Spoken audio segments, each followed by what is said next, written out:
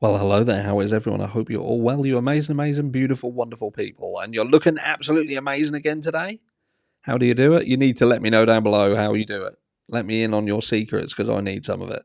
Anyway, we're going to get straight into the meat and potatoes as this is part 2 of our 3-part short series looking at Bryan Kohberger and which one of these 3 reasons behind this crime could have happened and whether they actually fit him.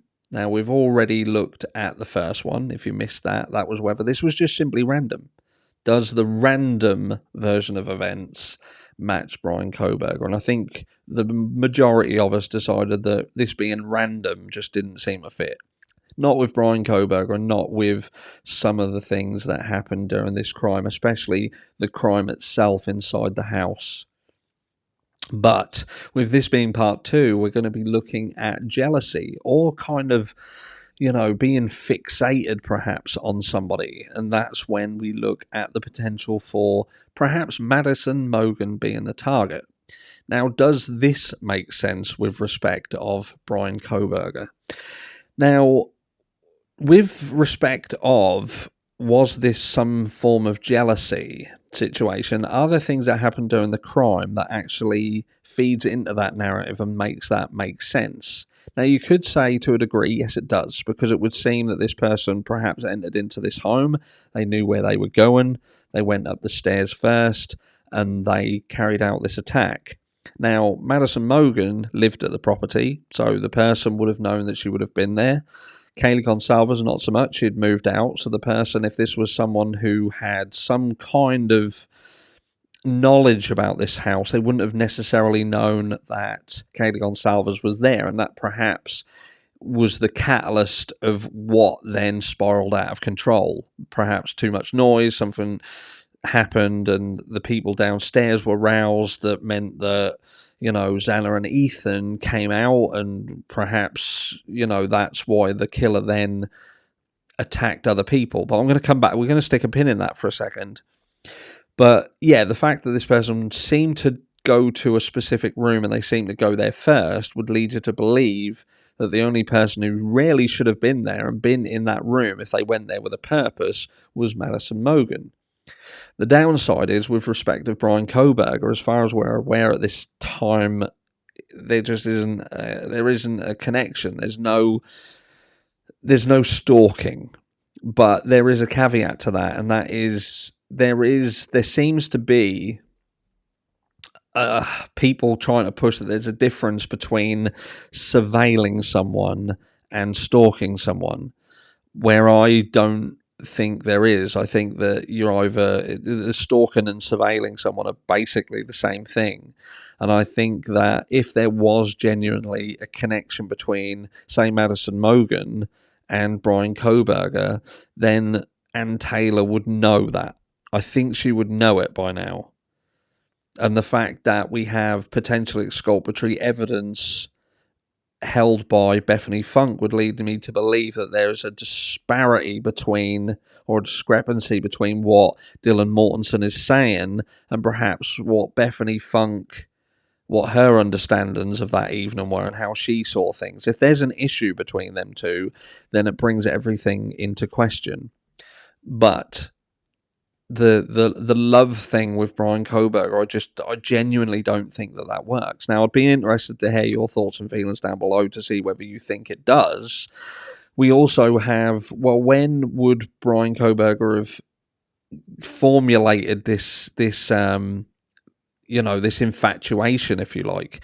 Again, we have to go down the route of stalking, because it would have had to have, in my opinion, been online. So that kind of, again, if you want to be sort of clever about it and say surveillance and stalking are different things, if somebody is messaging someone online or they're following them online constantly and going and liking all their stuff online, and they're looking at their pictures and liking their pictures, and they'll get all this traffic, they'll be able to find this, then that is stalking.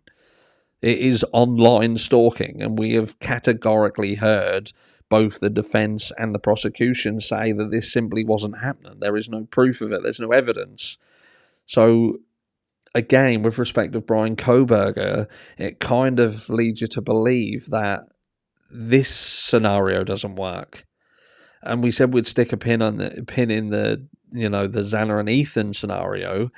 And I think there's an issue furthermore here, because I think that whoever entered into this property made a conscious decision to go to these two specific rooms. I think they went into the house, they knew exactly where they were going. They went up, they went into where Maddy Mogen and Kaylee Gonsalves was, and then they came back downstairs and they went to Ethan and Xana. Now, I don't believe that Ethan and Xana are attacked outside the room. It would seem that this person has gone into their room. And I think to myself, so we know that Xana's door had a lock on it.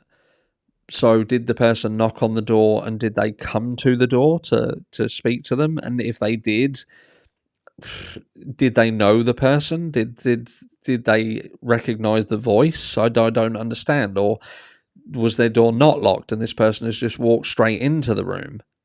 There's some questions around that, because I feel that if this attack would have happened outside the room, then Dylan Mortensen would have heard more. But then you have to then trust what Dylan Mortensen is saying. But I feel that there's enough evidence in what we have been told is the specific narrative to rule out that this was some sort of infatuation, or that Bryan Kohberger was in love with Maddy, or he got infatuated and he went there to kill her because he couldn't have her. This sort of scenario, do you know what I mean? But again, I'll be interested to hear your thoughts. But for me, it just doesn't fit. Not Bryan Kohberger. But I understand that the way in which this crime happened, it could have been a jealousy thing. But the Xana and Ethan being attacked as well throws a massive curveball in. So random for me just didn't work, because of what happened during the crime, just like this one. The lovers thing, the infatuation for me doesn't work. And for me, that only leaves one other, and that is going to be in video 3.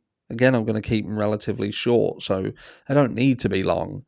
They're just looking at the variations of how this crime and why this crime could have taken place, and whether there was things that we know of these types of crime and the drivers behind them, whether they fit the narrative or fit the characteristics of the person who's accused of doing it, that being Bryan Kohberger.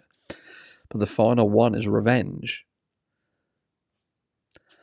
And I hate to say it, but this crime, and especially the way that the crime itself happened, taking away everything else, just what happened inside those walls that night, the early hours of that morning, for me, revenge is the one that ticks all of the boxes.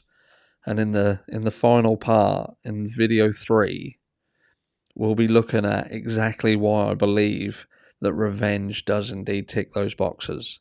But let me know down below what you think, and I'll catch you all in the next one.